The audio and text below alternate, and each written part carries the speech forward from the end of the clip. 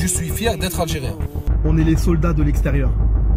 On est les soldats dormants. J'espère qu'ils vont te tuer, qu'ils vont t'attraper, qu'ils vont te... Des influenceurs algériens qui menacent des opposants politiques, des querelles d'influence, des accusations d'apologie du terrorisme. Et si une histoire de TikToker révélait en fait l'état des relations entre deux pays aussi amis qu'ennemis.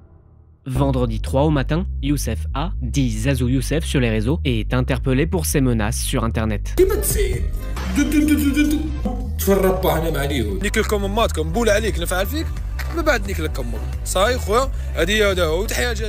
Le lendemain, il est placé en détention provisoire pour apologie publique d'un acte de terrorisme. Quelques heures plus tard, celui qui se fait appeler Imad Tintin, 31 ans,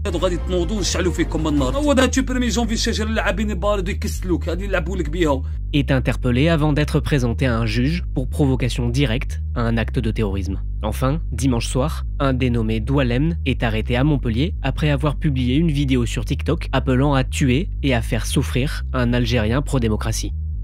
Derrière leurs arrestations se trouve un seul homme, Chawki Benzerra. À 33 ans, c'est un activiste politique algérien, réfugié en France, un opposant au régime actuel. Je suis arrivé en France en 2012 pour faire mes études, puis j'étais resté en étant salarié. J'avais commencé mon activisme politique au début des années 2010. À l'époque, c'était dans la vague des printemps arabes. J'avais milité dans un parti d'opposition. Donc, je pouvais rentrer en Algérie jusqu'à ce qu'il y a eu la vague du Irak.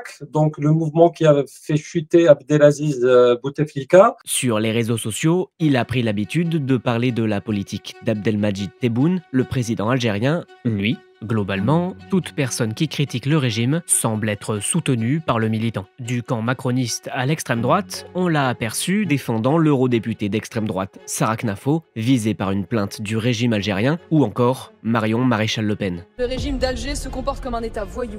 C'est aussi un fervent défenseur de Boualem Sansal, auteur algérien, pro-démocratie, proche de la droite macroniste. Il est actuellement détenu en Algérie, ce que dénonce le président de la République.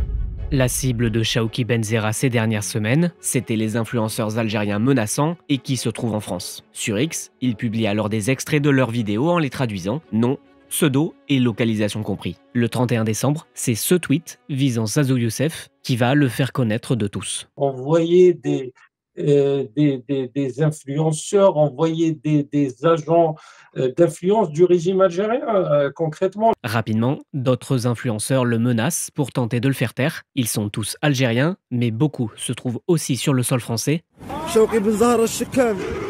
زعما شاوله شكل زازو يا صاير حسب روحك شلكت اي الجزائري التالي اللي غادي يقدمك غادي يقلع لك السروال سبب بالله النبوس ياكلك يا خوارة الوطن تتخيل باللي تعبان يدخلوا الكفار الجزائر. Pour comprendre ce que tentent de faire ces influenceurs avec leurs menaces, il faut faire un saut de l'autre côté de la Méditerranée. Nous sommes en 2019, l'Algérie est dirigée par le président Bouteflika depuis 20 ans. Le régime a instauré un culte de la personnalité pour cacher sa mauvaise santé, et alors que de nouvelles élections présidentielles se préparent, il n'a pas prévu de lâcher le pouvoir. Par milliers dans la rue, la population va organiser des manifestations chaque semaine. On est contre le 5e mandat de Bouteflika. À un moment donné, il doit céder sa place. C'est obligatoire. Après plusieurs mois, le président finit par démissionner et une période de transition s'installe. La République a nommé Nordine Bedoui Premier ministre qui l'a chargé de former un nouveau gouvernement. En décembre 2019, un nouveau président est élu, Abdelmadjid Tebboune, ancien Premier ministre de Bouteflika. Le régime a subi un coup, mais rien n'a vraiment changé. 6 ans après, le feu de la révolte couve encore. Ce mouvement qui dure depuis 2019, c'est le Hirak. J'en ai fait partie dès le début, ce qui m'a valu à partir de 2020 des condamnations par contumace par la justice algérienne pour des délits d'opinion, bien sûr. Et face à ces militants du Hirak qui souhaitent la chute du régime, s'est créé un réseau pro-régime. Pour Chawki Benzerra, les influenceurs présents en France en feraient partie. Celui qui a été arrêté à Montpellier, il s'appelle l'ami Bourlam, mais ça veut dire tonton Bourlam. C'est pour vous dire, il y a ce surnom, il est très connu, il avait plus de 136 000 abonnés et il faisait partie d'un groupe dit nationaliste. Il s'attaquait aux opposants, il nous insultait. C'est quelque chose qui s'est construit au fil des années aussi. À la suite de son interpellation, ce tonton Boualem s'est vu retirer son titre de séjour en France et attend dans un centre de rétention avant son expulsion. On a des gens qui partagent les mêmes éléments de langage. Et ce qu'ils disent, c'est que l'Algérie est visée. On y visait en France, bien sûr, la France officielle, les médias français. De toute façon, là, c'est une question de logique. Là, on n'entend parler que d'Algériens. Donc, il y a quelque chose. Selon nos informations, aucun ordre demandant aux influenceurs d'agir contre la France ne viendrait directement d'Alger. Les services français estiment par contre que ce réseau d'influenceurs est probablement coordonné et organisé par des personnalités proches du régime algérien. C'est aussi l'avis de Vincent Gesser, chercheur au CNRS, qui ne rejette pas l'hypothèse d'un régime algérien qui tire quelques ficelles. Je pense qu'il faut effectivement un peu déconstruire qu'il y aurait comme ça un État algérien avec une cellule secrète, mais il y a des réseaux qui ont toujours existé dans la relation franco-algérienne depuis très très longtemps, et on peut penser, c'est une hypothèse bien sûr, que l'un de ces réseaux d'influence a tenté d'activer un certain nombre d'individus via les réseaux sociaux pour participer à une critique de l'image de la France.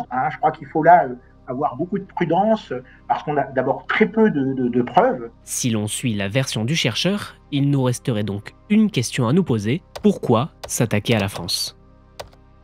En 2022, Emmanuel Macron est en visite officielle à Alger. Il veut resserrer les liens avec le pays. Mais un élément va finir par brouiller cette belle amitié juste ici.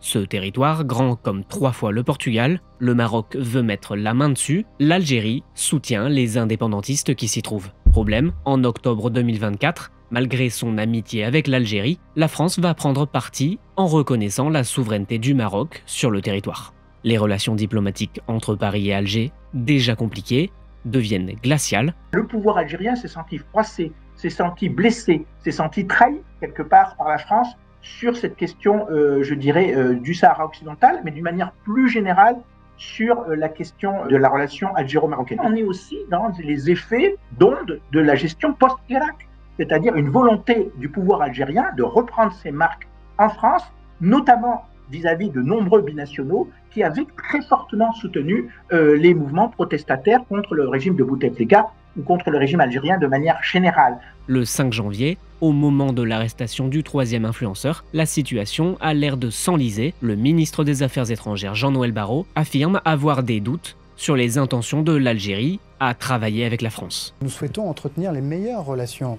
avec l'Algérie. C'est l'intérêt de l'Algérie et c'est l'intérêt de la France et des Français. Mais ce n'est pas le cas aujourd'hui. Nous avons, en 2022, rédigé une feuille de route. Nous observons des postures, des décisions de la part des autorités algériennes qui nous permettent de douter de l'intention des Algériens à se tenir à cette feuille de route. C'est la première fois qu'on utilise des relais individuels et des réseaux sociaux pour menacer explicitement des opposants au régime d'Alger. Je dirais que d'habitude, ça relevait d'une affaire de professionnels de la sécurité algérienne. D'habitude, parce que se mêler des affaires politiques de l'autre, c'est presque une tradition. Pendant très longtemps, je dirais, la France a aussi favorisé une ingérence des services sécuritaires algériens sur le territoire français pour maîtriser notamment la communauté franco-algérienne. Donc, on voit bien que l'histoire de l'Algérie et de la France, c'est aussi une histoire d'ingérence. Je dirais que l'ingérence est constitutive de la relation algéro-française des franco-algériennes, parce que ce sont des territoires, des sociétés qui ont tellement été liées que de toute façon, quels que soient les régimes, les pouvoirs, les gouvernements, les présidents de la République, l'ingérence est un élément de cette dynamique franco-algérienne. Voilà. À mon avis, ce côté radical, violent, TikTok, est clairement inspiré de l'expérience russe, mais avec des moyens, ou du moins une maîtrise des réseaux sociaux qui n'est pas celle de la Russie, qui n'est pas celle des clans pro-Poutine. C'est une mauvaise copie. Et comme pour l'ingérence russe, la méthode algérienne semble s'exporter. Depuis janvier, le Mali a dénoncé une nouvelle fois des actes d'ingérence de l'Algérie sur son territoire. Le régime aurait soutenu des groupes terroristes. Une semaine après, Alger n'a toujours pas répondu.